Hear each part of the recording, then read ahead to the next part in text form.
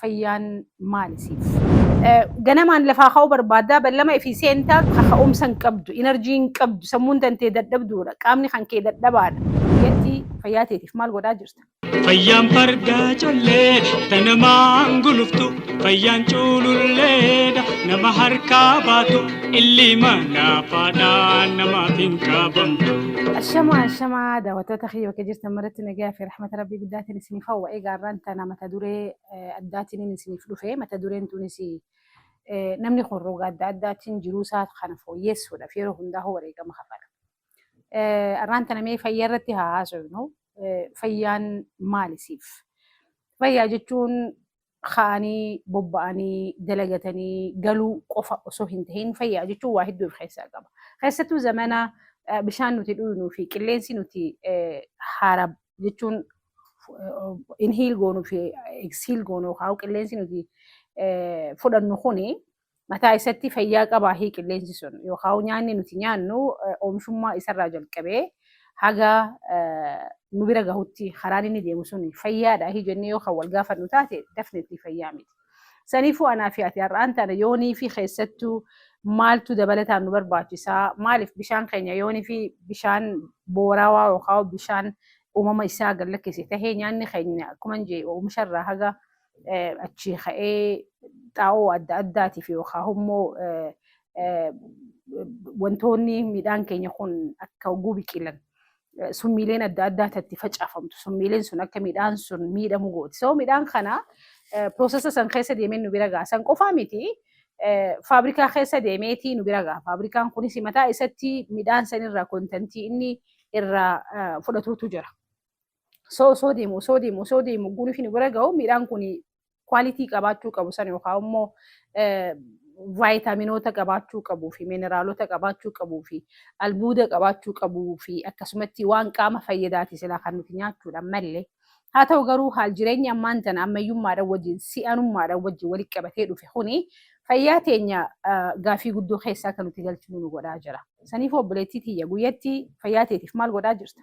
Obboleessi kiyya guyyatti fayyaa tanti hagam takka hubannoo gahaa qabaattee vaayitaaminoota si barbaachisan. Amma yeroo amma laalluu kana keessatti fayyaa jechuun akka dhaabbanni fayyaa addunyaadhaa diffaayin godhetti humna gahaa qabaachuu, hirriba gahaa yookaan hirriba kwaalitii qabu rafuu, humna gahaa qabaachuu oguu jenne maal akka ta'e hin ilaalla. Akkasumatti qaamni kan kee bifa barbaadee fi haala barbaadeen si gargaaruudhaaf dalagaa ati dalaydu san irratti yookaan jireenya fi jiruu ati jirtu san keessatti qaamni kan kee fayyaa guutuudhaan si deeggaruu danda'u. Kana hundaa yoo kan laallu taate sammuu gaarii qabaachuu yookaan immoo tasgabbiidhaan waan jalqabde ganamarraa haga galgalaa bifa tokkoon aynaa tokkoon itti deemuu danda'uudha ja'a fayyaa qabeenya jechuun akka dhaabbata fayyaa addunyaatitti. Haa ta'u garuu yeroo ammaa kana keessatti obboleettii bifa barbaadeen ruguu lafaa kaate nashaaxan qabdu qaamni kan kee nagaa hin qabu. Fayyaa qabda beekii wanni si dhukkubu tokkollee hin jiru. Ammoo oomishummaa si barbaachisaa san yookaan oomishummaa ati barbaaddu san oomishuudhaaf humna hin qabdu. Wannan qabdu, kaka'umsa hin qabdu, inerjii hin qabdu, sammuun tantee dadhabduudha, qaamni kan kee dadhabaadha. Ganamaan lafaa ka'uu barbaaddaa ballama ifii seentaa garuu ballama ifii seente san hojiirra oolchuudhaaf karaa hojiitti jijjiiruudhaaf rakkina hedduu si mudataa jira. Kana jechuun fayyaan tantee gaafii keessa jirti jechuudha. Saniifuu obboleeyyan kiyya fayyaan dirqama keenya fayyaan faayaa jiruu addunyaati. Namni yoo maallaqa dhabe waan xiqqoo takka dhabe. Namni yoonii fi fayyaa dhabe garuu waan hunda dhabe. Saniifuu fayyaa tantee tana kuusachuuf, fayyaa tantee tana eeggachuudhaaf, fayyaa tantee tana bifa isiin ati kaleessaatii fi atiin ammaa takkaa miti. Atiin bara kaaniitii fi atiin bara kanaa takkaa miti. Maaliif jennaan fayyaadha dubbiin. So vaayitaaminoota si barbaachisa. Ogeessa fayyaa bira dhayitee inerjiin tantee akka xiqqoo taate. Hamilee akka hin qabne guunii fi waan takka dalaguudhaaf lafaa kaate akka ati hifattu akka amma mataan sitti deddeebi'ee si dhukkubu yookaan immoo humna duraan qabdu san akka hin qabne hubataa jirta. Obboleettii obboleessa kiyya akka duritti guunii fi dhukkubsadhee lafa dhaween hospitaala dhaqaa jenne duruu sa'aansi jalaa kutte. Yeroo ammaa kana keessatti bari akkuma gabbaheetti osuma makiinaa ofuu kufee akkuma gabbaheetti hafee osoo nuyi wajjin taa'utti jiruu kufee wantoonni kun hundinuu kan dhufaa jiru. Haal duree nuti hin laalinsan haal duree naa fi ati cheekiin godhinsan fayyaa keenya irratti santu jiruu teenya keessatti dhiibbaa uumaa jira. Ijoolleedhaati umriin tantee ama 20 ama 30 yookaan ama 40 garuu qaamni kan kee bifa ati barbaadeen jiruu tantee taati jiraachuu barbaaddu saniif si gargaaruutti hin jiru. Qaama kan kee kana immoo yoon fi ati kunuunsitee jechuun protecti gootee eeggattee waan isa barbaachisaa waan isaaf humna kenna yeroo hunda buna dhuguu ta'uu dhabuu mala bunaa miti rakkinni kan kee buna dhuguun hayyee qaama kan kee kanaaf humna ida'uudha humna dabaluudha. Buna qofa osoo hin ta'in guyyatti waan si barbaachisa jechuun baalaansi daayitii nyaachuu yookaan immoo nyaata fayyaa ta'eetiif boruu tanteetiif si'ee walu guyyuu maali faast fuudii nyaachuun hegaree kan keetiif siifillee ijoollee tanteetiifillee gaarii miti. Yeroo ammaa kana akkuma argitan obesitiin yookaan qaamni guddaan ijoollee xixiqqootti bahaa jiruu fi namoota soso'uu hin dandeenye kanatti bahaa jiru. Life style nuti jiraannu kanarraa fi akkasumatti fast foodii nuti nyaannu kanarraa. Fast foodiin kun mataa isatti rakkina hedduu waan qabuuf jecha. Saniifuu guyyuu lafaa kaanii nyaata hoteelarraa ajajatu, nyaata fast foodii ajajatu no.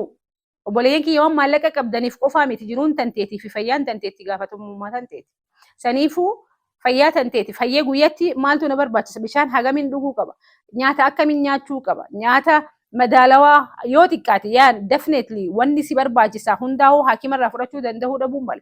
Ammoo ati akka nama tokkotti itti gaafatamummaan fayyaa teetii sihi waan ta'eef lubbuun tanteetuun abbaa si malee hin qabdu. Saniifuu qaama kan kee tiisuudhaaf humna tantee enerjii tantee guyyaa guutuu yookaan yeroo guutuu fayya qabeessa ta'uudhaaf hegaree teetiif mana hegareef jaaranii jaawarri keenya. Fayyaa tanteetis hegaree fe'ida. Saniifuu vaayitaaminii si barbaachisu fudhachuu guyyatti fakkeenyaaf ayiroonnoo vaayitaaminii si barbaachisu kasirraa irra tuutu jira. Vaayitaaminoonni sun suuta yoon fi irrataadhaa irriin isaa heddummachaa adeemu taate jiruu tantee keessa jechuun waan guddootu dhufa rakkina guddaatu dhufa.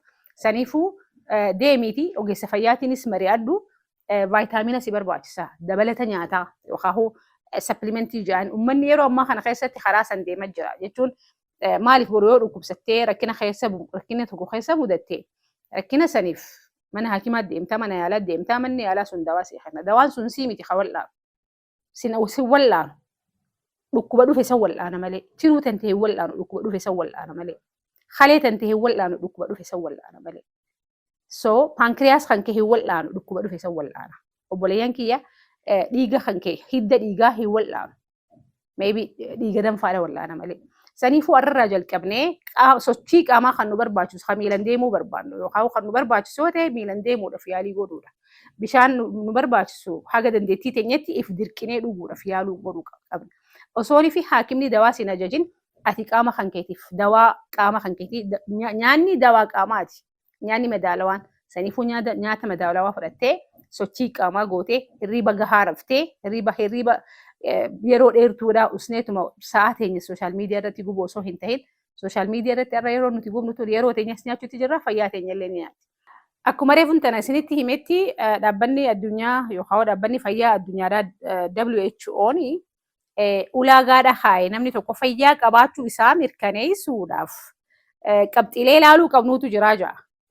Qabxiilee sana yoonii fi guuttee ati yes indeed fayyaan tantee guutuudha. Mee garuu qabxiilee tana keessaati meeqa guuttaa'eef gaafatta obboleettiitii obboleessa fayyaa'ee.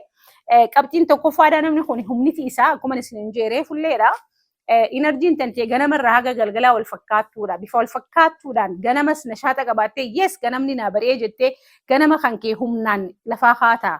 Jechuun ganama sa'a hirribaa kaate sanillee gurribaa kaatu dhiiroo maaliif bari'ee jechaa akkaatamoo naa bari'ee jettee haataa saniif gaafata. Guyyaa guutuu nashaata tokkoon bifa takkaan osoo waa takkaan fudhanne osoo buna fudhanne osoo shaayiin fudhanne osoo waan takka waan si dadammeessaa hin fudhanne qaamni kan kee nashaaxanii qabaahe suni waan dura inni akka qabxee takkatti inerjii jee lafa kaa'e.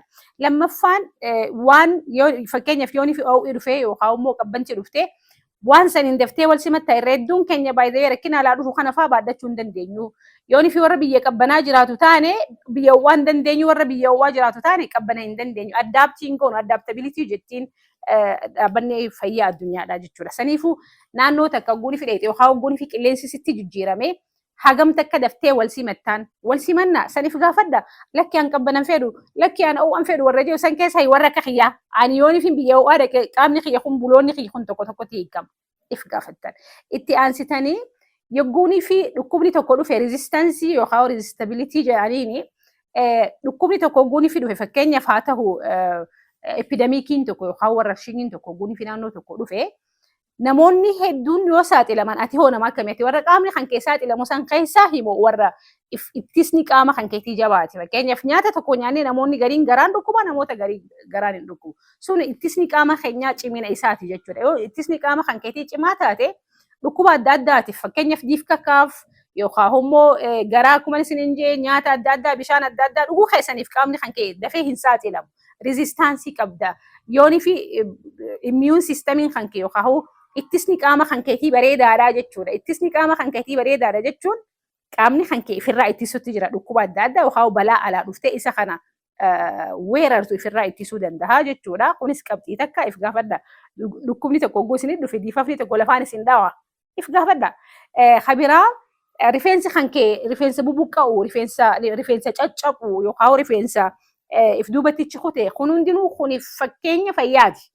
Ana miti ga WHO tu khara bifa kharan evaluate goda jaa rifeensi keenya hagamta akka buqqa'u sun hundinuu ni been qibaatii zayitii mataadhaa rifeensa buqqifne dhiirtinis rifeensa buqqifne nama jette dubartiinis rifeensa buqqifne nama jette which means rakkina qabna jechuudha maaliif vitaminoota adda akka nurraa irrate nu garsiisa jechuudha akkasumatti ilkeen teenya obboleeyyan kiyya ilkee teenya faa hin dubbannu gaata ilkee faa ta ilkee faa laal asii eega kaasne agasitti firraa buqqaasne jirra asii eega kaasne agasitti firraa buqqaasne jirra ilkeen namni hin dhukkubne hedduun keenya hin jiru saniifuu kunis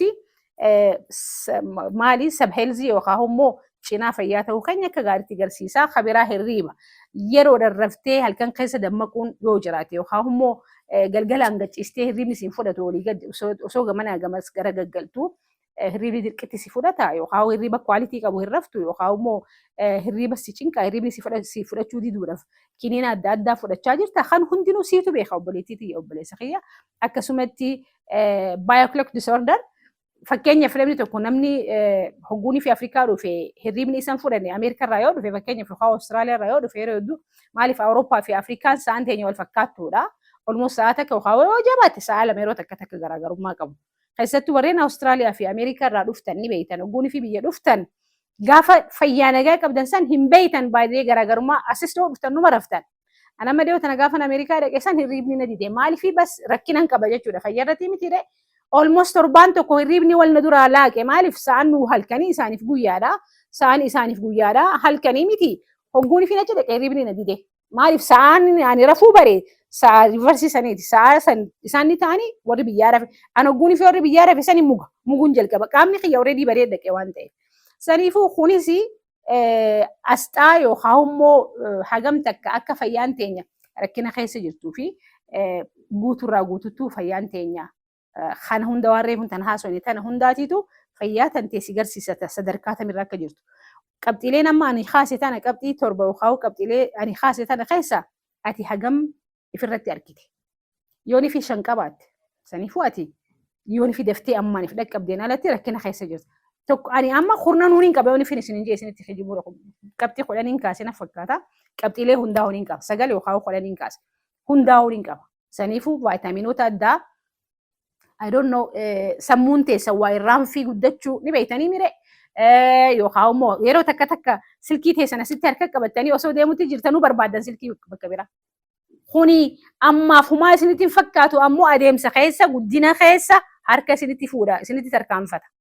Saniif warra dhaabbannee nyaata dabalatoota yookaan immoo vaayitaaminootaa fi mineraalootaa fi elementoota qaama keenyaaf barbaachisan akka sirreeffuun tana isiniin jeessan nyaata madaalawaa ta'e nyaatuudhaaf yaaluu jechuun keessattuu nyaata akka qostaadha yookaan giriin liifii tana nyaatu heddummeessuu nyaata keessattuu daqiiqa adiirraa fagaachuu daqiiqa adii sukkara soogidda xiqqeessa haga dandeettii teessanitti maaliif wantoonni kun dhukkuba qaama keessanitti saaxilaa deema waan ta'eef yoonii fi fayyaa kan barbaannu taate fayyaan teenya itti gaafatamummaan fayyaa teenyaa nuhi itti gaafatamummaa fudhadhu. Saniifuu fayyaan tante itti gaafatamummaa teeti malee itti gaafatamummaa nama biraatii miti. Itti gaafatamummaa haakimaatii miti. Fayyaan faaya. Fayyaan tee itti gaafatamummaa teeti. Jiraadhu horii bulii deeman. Fayyaan fardaa collee tanamaan guluftu fayyaan cululleedha nama harkaa baatu illi mana faadhaan namaaf hin qabamtu.